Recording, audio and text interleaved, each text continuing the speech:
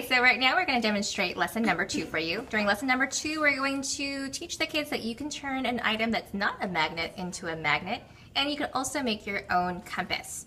So, Danae, what's a compass used for? A compass is used to help us find our direction, and it is something that is built so that it points always to north. So whatever direction we're looking, we at least know where north is. So what is pointing north in a compass?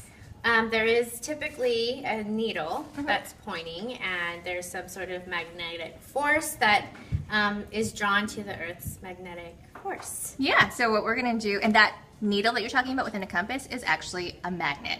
So what we're going to do is we're going to magnetize a paper clip, and we're going to see if we could turn that into our own compass. So let's look at the phone first. You guys are going to have a real compass, but we have this phone right here.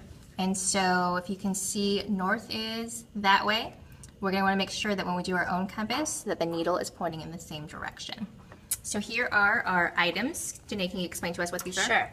So this is a standard plastic cap that is able to float in water.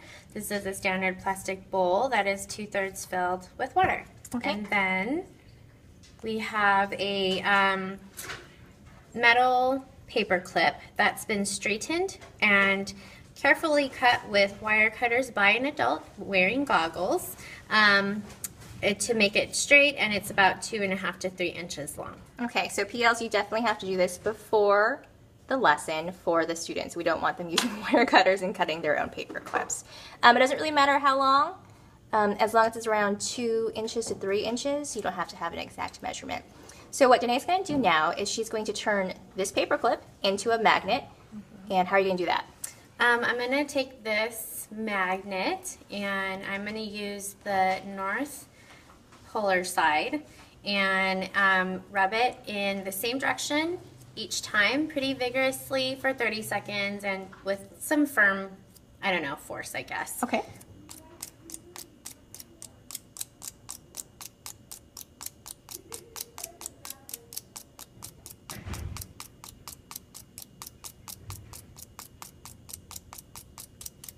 Okay, set it onto the floating cap.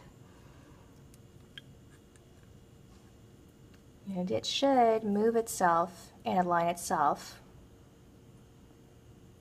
with the north-south axis.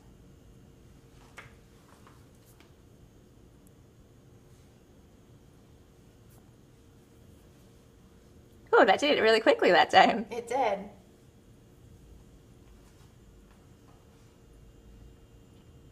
So why don't you spin it another way and see if it'll go back.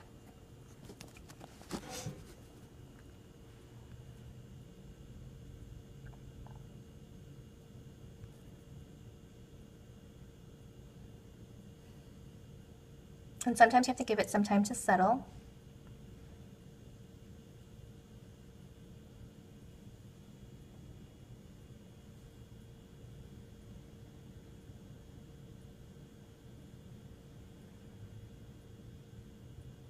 Oh, and it's still going, so they can't rush it when they're doing their observations.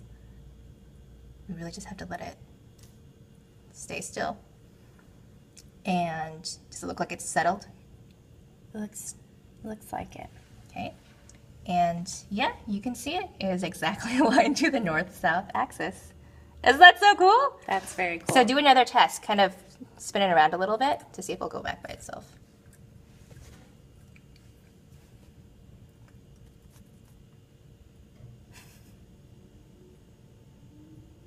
And I'm going to move it to the middle so I can move.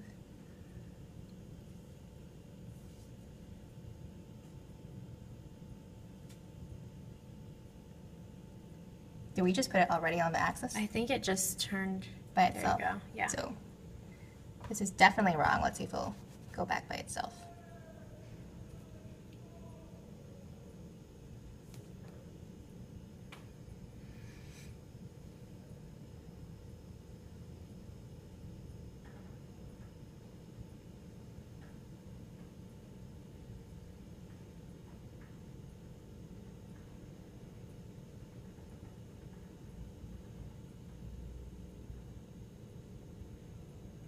Give it some time, it's moving its way back over.